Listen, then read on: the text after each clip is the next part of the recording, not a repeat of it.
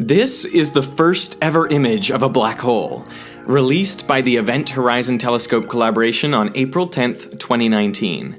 It shows plasma orbiting the supermassive black hole at the center of the galaxy M87. The bright region shows where plasma is coming towards us, and since it's traveling near the speed of light, it appears brighter when coming towards us and dimmer when going away.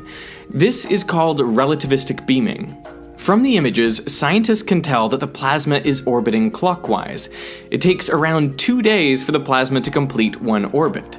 Here, we are looking at the black hole using electromagnetic waves with a wavelength of 1.3 millimeters, radio waves.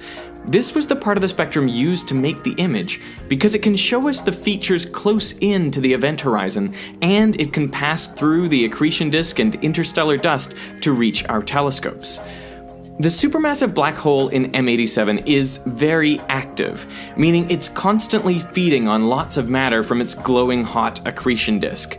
But it also has narrow collimated jets above and below it, here shown in blue, thought to be created by incredibly strong magnetic fields.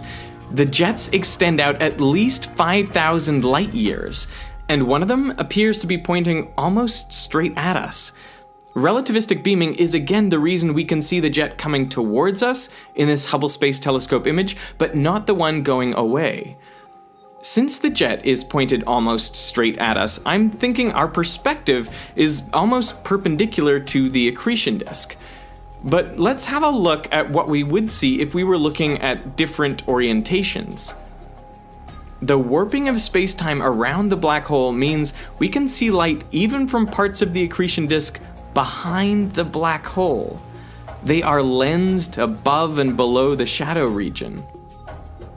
Not gonna lie, this is so trippy I could stare at it for a long time. So the big question most people are going to be asking is, why is the image so fuzzy? The answer is because it's so tiny. Don't get me wrong, the black hole itself is huge, supermassive in fact. As measured from this picture, the black hole has a mass 6.5 billion times that of our sun. The actual size of its shadow is nearly the size of our solar system. But located 53.5 million light years away, its size from our perspective is only about 40 micro arcseconds. That's the angle it makes on the sky. To understand what that means, take the whole sky and divide it into 180 degrees. Then divide a degree into 60 arc minutes, and an arc minute into 60 arc seconds. Divide an arc second into 100, and into 100 again,